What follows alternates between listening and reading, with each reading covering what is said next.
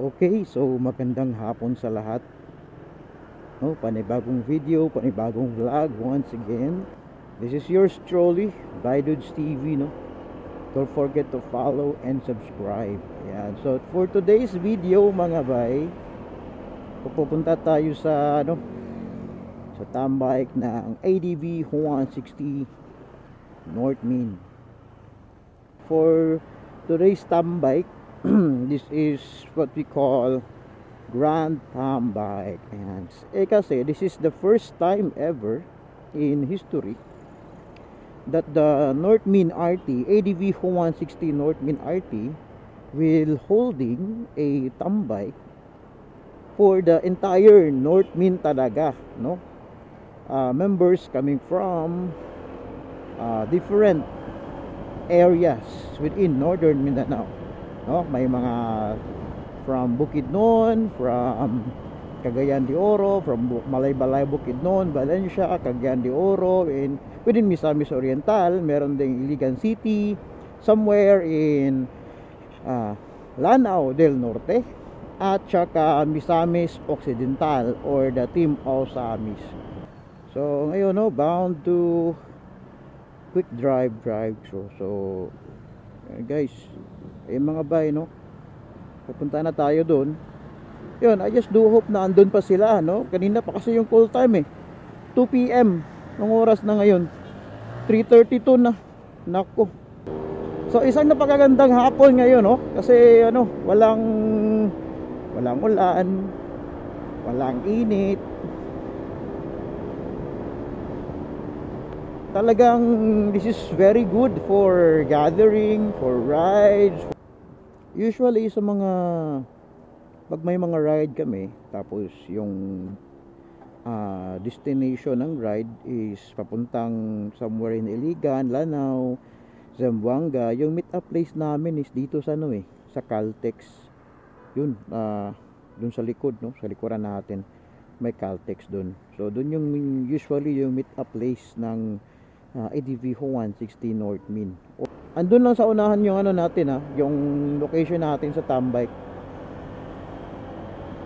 Quick drive-thru. Ayan. Special thanks and shout out to ADV 160 North Main, no? Isang napaka responsableng grupo itong nasalihan ko.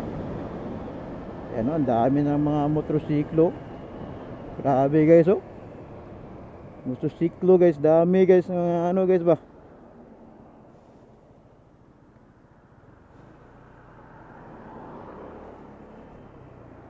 Oh, di ba?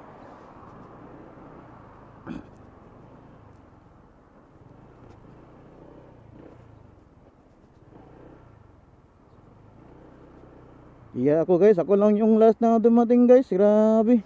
Ayan guys, so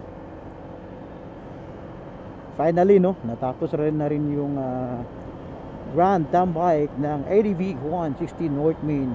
So thank you so much, no, for coming. Actually, one of the reason why meron kaming tambike kanina, Grand Tambike, is to release the official vest, no, official riding vest of ADV 160 North Main RT.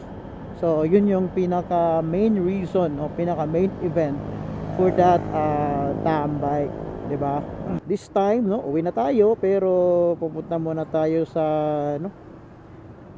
guys, bibili muna tayo ng, bakit dito tayo dumaan, bibili muna tayo ng peanut butter. Baka mapagalitan tayo, walang peanut butter, kaya kailangan nating bumili ng peanut butter. By the way, no, kung hindi ka pa naka-follow sa ating vlog, don't forget to follow, no, subscribe and follow. Ano lang to, mga hindi naman sa kina-career natin to, basta-basta lang to. So dito tayo, no, right turn tayo, no, going to Liceo de Cagayan, going to Carmen. Ayan, so this is now what we call the Vamenta Boulevard ng Cagayan de Oro City. And Malapit na tayo sa guys sa ano. Dalawang ano na lang, dalawang traffic light na lang. So traffic guys. Bibilhin natin peanut butter lang. Kaya medyo madali lang tayo, no. Peanut butter lang yung bilhin natin. Peanut butter. Right.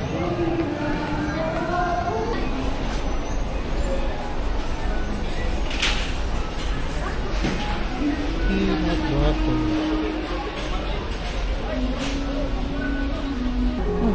Ito pala yun.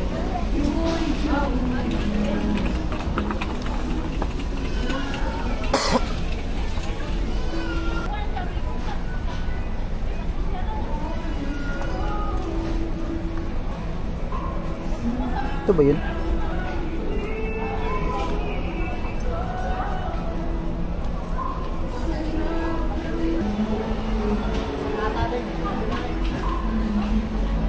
Iya mo yan.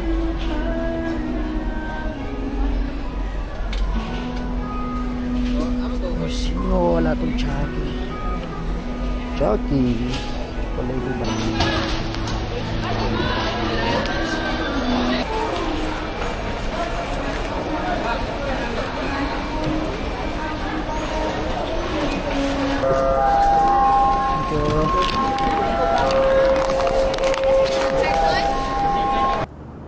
Okay mga bay, no? So good evening sa inyong lahat dyan.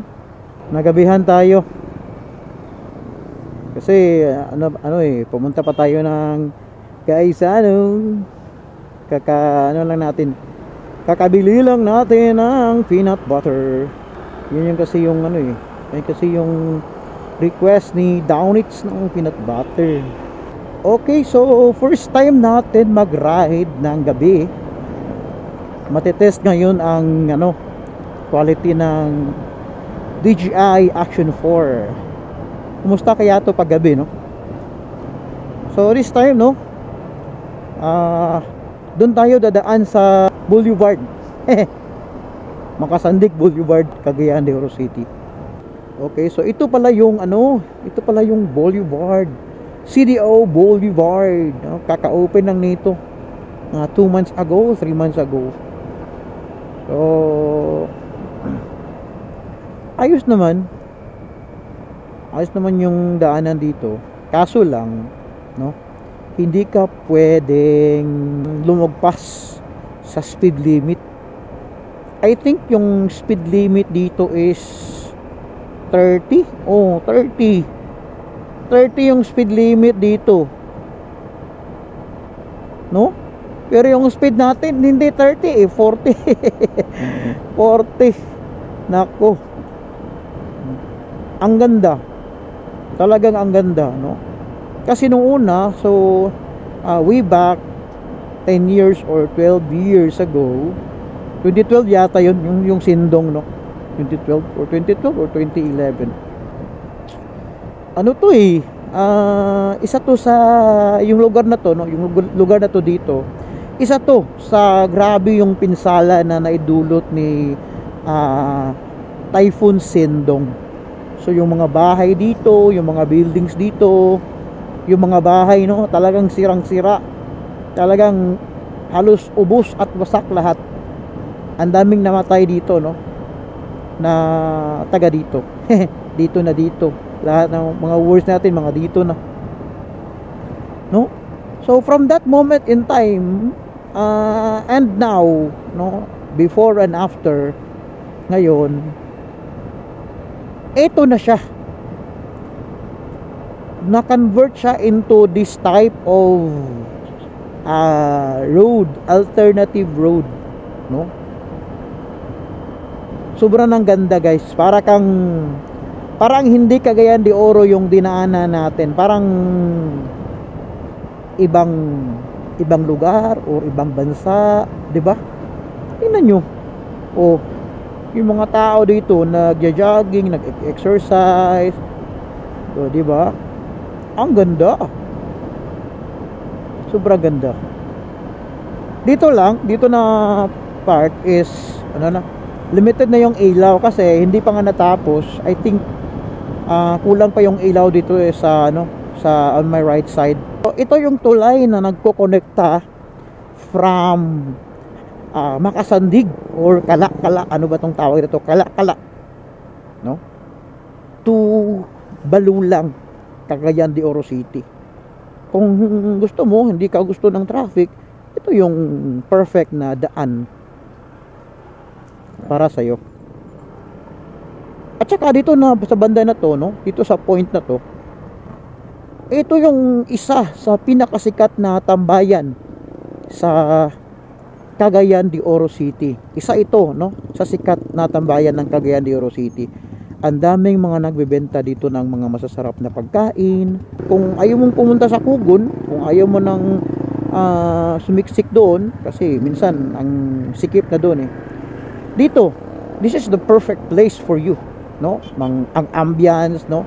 Andito sa sa gilid ng ilog, tapos maliwanag pa yung ilaw, makakapag-relax ka pa.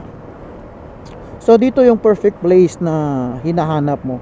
Yung mga pagkain masasarap at mura, no? Pasok sa budget. Ayan, so siguro soon in the future, no, pupunta tayo doon, i-vlog natin yung mga pagkain nila, yung presyo. Sa ngayon, uwi muna tayo kasi parang papagalitan na tayo. Overtime na tayo, guys. Grabe. Overtime na tayo.